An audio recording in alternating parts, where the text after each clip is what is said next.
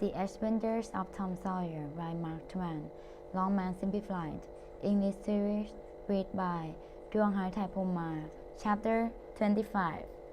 Hard Questions. Tom and Benki missing. Before sunrise on Sunday morning, Huck tapped at the old man's door. A call came from a window. "Who's there?" "Only Huck Finn."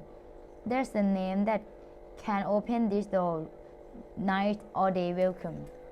These were strange words to the ears of the wicked boy, and the pleasantest he had ever heard. The door was quickly unlocked, and the old man had his sons speedily dress themselves. "Now, my boy, I hope you are hungry, because breakfast will soon be ready. The boys and I hope that you would stay here last night." "I was terrified," said Huck, "and I ran 3 miles without stopping. I've come now because I want to know about it, and I've come before daylight because I didn't want to come across those devils, even if they were dead." "No, they're not dead, Huck. We'll fly at them, but they got away in the dark. Then we put the police on their tracks." A description of the soldiers would help a great deal. "Did you see what they were like?" "Yes, one's the deaf and dumb spaniel that's been around here once or twice, and the other is a nasty-looking rank. The deaf and dumb spaniel talking. Well, never mind now. We know the men. I came across them in the woods at the back of the Windows house one day, and they crept away. Off you go, boys, and tell the sheriff." As the Richmond's sons were leaving the rooms, Huck sprang up and cried, "Oh, please don't tell anybody that I told you about them. Oh, please." "My boy, don't be afraid of me. I wouldn't hurt a hair of your head for the world. No, I protect you. Why are you so frightened of these men? What do you know about them?" "The spaniel is not deaf and dumb. Do you know who he is? Now trust me. I won't betray you." Huck looked into the old man's honest eyes for a moment, and then bent over and whispered in his ear, "It isn't a spaniel. It's Dreskin Joe in disguise."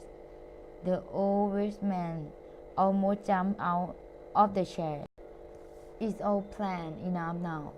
When you told me of that knife business, I guessed that it was your own fancy, because spaniels don't take that sort of revenge." During breakfast, the talk went on. The old man said that before going to bed, he and his sons had got a lamp and had examined the place near the fence for a sign of blood. They found nothing but a bundle of what? The words had left to her sleep. He waited blessedly for an answer. The rich man stared in return, then replied, "The death's toll." Huck sank back, infinitely grateful. The rich man eyed him curiously and then said, "What were you expecting?" "Real foul." Huck did not know what excuse to make. Then a senseless reply came into his head. There was no time to consider it, so he said weakly, "Sunday school books, perhaps." The old man roared with laughter, but poor Huck was too troubled to smile. "Poor fellow, you look pale," said the old man. "You're not well. I'm not surprised that you're a bit queer. Rest and sleep are what you need." Huck was annoyed to think that he had been such a fool, and breathlessly, such a suspicious excitement. Just as breakfast was over, there was a knock at the door. Huck quickly hid, for he had no desire to be connected with the events of the previous night.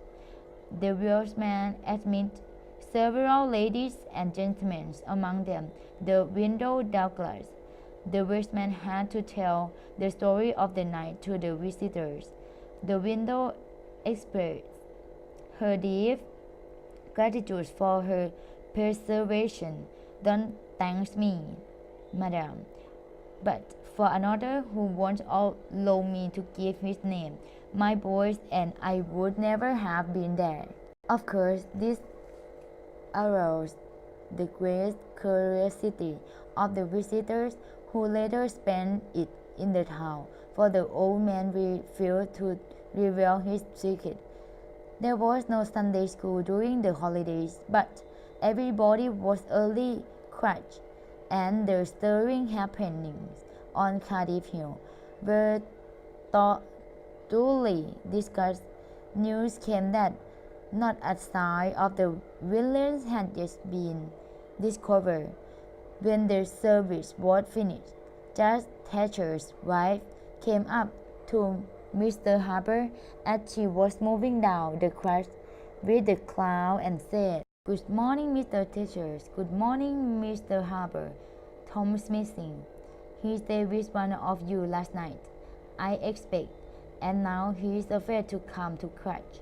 Mr. Thatcher shook her head weakly and turned paler than ever. "He didn't stay with us," said Mr. Harper, beginning to look uneasy. And an anxious expression came into Aunt Polly's face. Children were questioned, and the Sunday school teachers. They all said that they had not noticed whether Tom and Becky were on the ferry boat on the homeward trip. No one had thought of inquiring whether anyone was missing. One young man thoughtfully expressed his fear that they were still in the cave. Mr. Thatcher fenced away. Aunt Polly started weeping. The alarm swept from street to street. Within 5 minutes, the bell of the church were ringing wildly. Houses were sundered. The ferry boat was ordered out. In half an hour, 200 men were pouring down the main road and the river towards the cave. All the long afternoon, the village seemed dead. All the wearisome night, the town waited anxiously for news. But when the morning came at last, the only message from the cave was, "Send more candles and food." Mr. Thatcher was almost mad with grief, and Aunt Polly also. The old man came home towards midnight, almost worn out. He found Huck in bed with a raging fever. The doctors were all at the cave, so Widow Douglas took charge of the pensions. She said that she would do her best for him, whether he was good or bad, because no human being should be neglected. Before midday, parties of accursed men returned to the village, but the strongest village girl continued searching. All the news that could be granted was that the depths of the cave were being examined, that whatever one wandered through the passage, lights could be seen and shouted, and pistol shots heard, that the names Becky and Tom, then the candle smoke, had been found at rocky wall far from the paths usually visited by tourists. 3 dreadful days and nights dragged by, and the village sank into despair.